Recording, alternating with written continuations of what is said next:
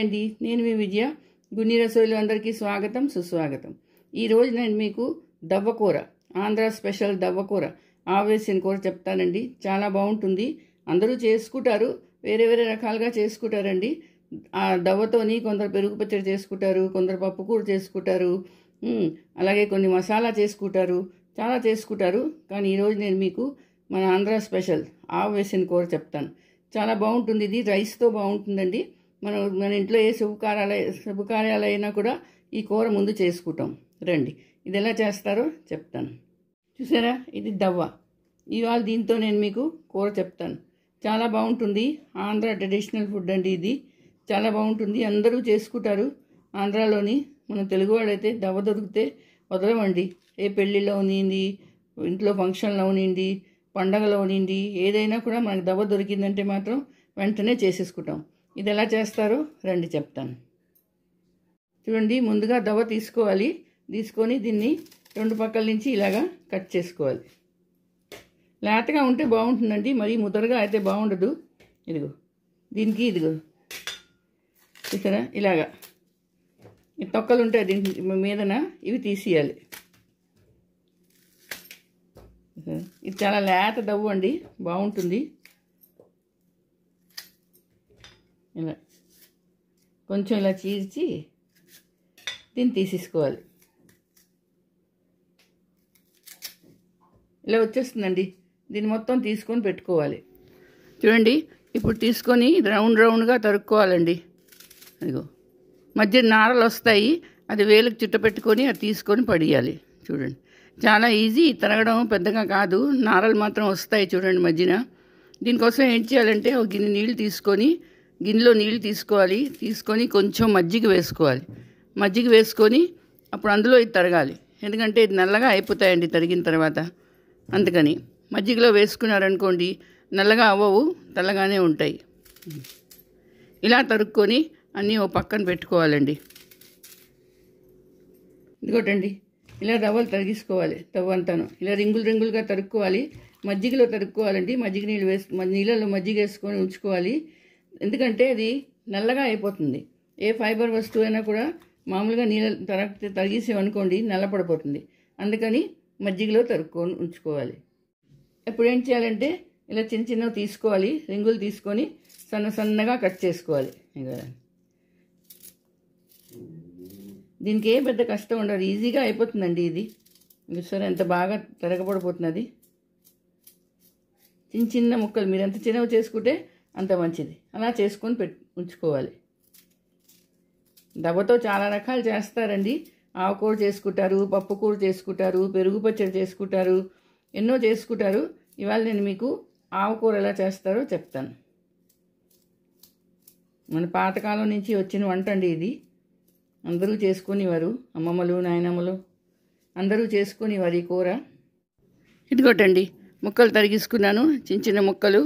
ఇది ఇలాగా నీళ్ళల్లో కొంతసేపు ఉంచుకున్న తర్వాత ఇది వడపోసుకోవాలి.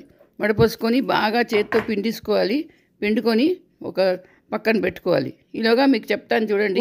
ఒక 2 చెంచాలు బియ్యం తీసుకోవాలి. బియ్యంలోని ఏం చేయాలంటే ఆవాలు, అలాగే ఎండుమిరపకాయలు, ఈ 3 కలిపి నానబెట్టుకోవాలండి. కూర చేసి 1 గంట ముందు నానబెట్టుకోండి. పెట్టుకున్న తర్వాత దాన్ని ఆవు రుబ్బుకోవాలి. మనం కూర చేసినప్పుడు రుబ్బుకొని పెట్టుకోవాలి. ఇదిగోటండి, ఇది ఆవ. ఇలా చేసుకొని పెట్టుకోవాలి. స్టవ్ ఆన్ చేసుకున్నాను. ఒక గిన్నె పెట్టుకున్నాను. గిన్నెలో కొంచెం నీళ్ళు పోసుకుంటున్నాను. నీళ్ళు పోసుకొని అందులోని ఇగో ఈ దవ్వ ముక్కలు ఇవి వేసేసుకోవాలి. ఇలా శుభ్రం కడిగించుకోవాలి. నీళ్ళతో కడిగించుకొని ఇగో ఇందులో వేయాలండి.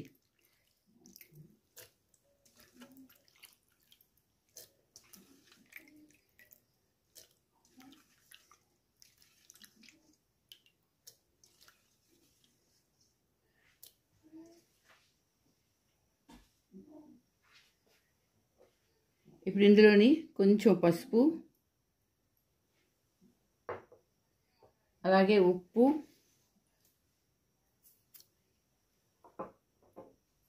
కొంచెం చింతపండు. చింతపండు ఇంత చాలండి, ఇంత చింతపండు. మీకు కావలిస్తే ఎక్కువ వేసుకోండి, కానీ ఇంత సరిపోతుంది. చింతపండు వేసుకొని ఇది మూత పెట్టుకోవాలి. ఇదిగో ఉడికిపోయిందండి. ఇది మరీ ఎక్కువ ఉడిపోక్కలేదు, కొంచెం ఉడికితే చాలు. ఇగో ఇలాగా. ఇప్పుడు ఏం చేయాలంటే ఒక కన్నాలు గిన్నె తీసుకొని అందులో ఇది వాడ్చేసుకోవాలి. నీళ్ళన్నీ ఇలా వాడ్చుకొని కన్నాల గిన్నెలోని పక్కన పెట్టుకోవాలి. గ్యాస్ ఆన్ చేసుకున్నాను, మూకుడు పెట్టుకున్నానండి. అందులోని ఇదిగో నూనె వేసుకుంటున్నాను.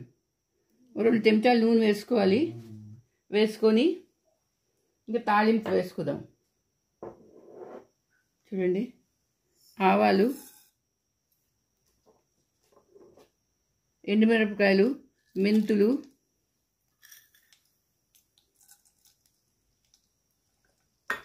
ఇంగువ చాలా కంపల్సరీ అండి దీనికి. ఇదిగో ఇంగువ, తర్వాత కరివేపాకు, 2 పచ్చిమిరపకాయలు ఇవి వేసుకొని పోపు వేసుకోవాలి. ఈ పోపు వేసుకొని కలుపుకోవాలండి.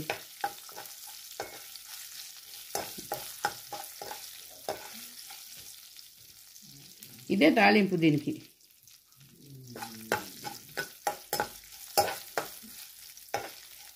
కొందరు శనగపప్పు, మినపప్పు వేస్తారు, కానీ అవి నోట్లోకి వస్తాయి, అందుకని వేసుకోరు. నేను వేయటం లేదు, మీకు ఇష్టమైతే వేసుకోండి. శనగపప్పు, మినపప్పు కూడా వేసుకోవచ్చు. చూడండి, పోపు అయిపోయింది. ఇప్పుడు ఇది బాగా నీళ్ళు పిండేసుకొని ఈ దవ్వ ఇది వేసేసుకోవాలి. నీళ్ళు ఉండకూడదు, నీళ్ళు పిండియాలి.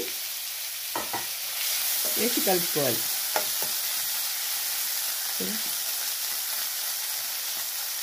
ఇప్పుడు కానీ మీకు ఉప్పు తక్కువ అనిపిస్తే ఈ స్టేజ్లో కొంచెం ఉప్పు వేసుకోవచ్చండి. అది అయిపోయింది కదా. కొంచెం పొడిగా అవగానే ఈ ఆవ ఏదైతే రుబ్బుకొని పెట్టుకున్నానో ఇది కొంచెం వేసుకొని కలుపుకోవాలి.